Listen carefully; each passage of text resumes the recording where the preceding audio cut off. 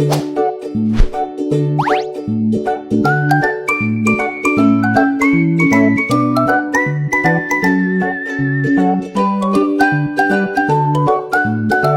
everyone, let me introduce myself. My name is Monica Menggol, MPM 24411144, Class Management 24C. In this video, I will presentasi material about ratio classification.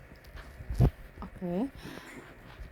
Halo semua, pada kesempatan ini saya akan menjelaskan tentang rasio classification atau pengelompokan rasio keuangan. Materi ini penting karena rasio keuangan membantu kita menilai kondisi dan kinerja suatu perusahaan dengan lebih terstruktur dan jelas. Pertama-tama, apa itu rasio classification? Rasio classification adalah cara mengelompokkan berbagai rasio keuangan berdasarkan tujuan analisisnya. Setiap kelompok rasio memiliki fungsi masing-masing untuk memberikan gambaran tentang kesehatan finansial perusahaan dari berbagai sisi. Dengan memahami classification ini, kita bisa membaca laporan keuangan dengan lebih mudah dan membuat keputusan yang lebih tepat.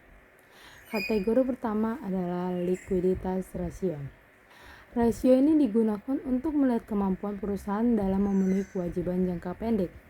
Sederhananya, rasio ini menjawab pertanyaan, apakah perusahaan punya cukup aset lancar untuk membayar utang yang segera jatuh tempo? Contoh yang sering kita gunakan adalah current ratio dan quick ratio. Rasio ini penting jika kita tahu apakah perusahaan cukup aman dalam hal keuangan harian. Kategori kedua adalah solvency ratio.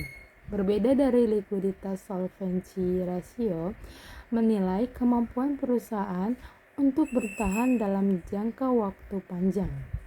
Rasio ini melihat seberapa besar perusahaan dibiayai oleh utang dan apakah beban bunga bisa ditanggung dengan baik.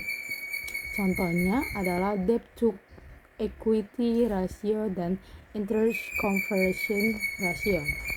Rasio ini penting untuk memahami apakah perusahaan terlalu beresiko karena utang yang terlalu besar. Selanjutnya adalah activity ratio. Rasio ini mengukur seberapa efektif perusahaan menggunakan asetnya. Misalnya, seberapa cepat perusahaan menghabiskan stok barang atau seberapa efisien perusahaan memanfaatkan total aset untuk menghasilkan pendapatan.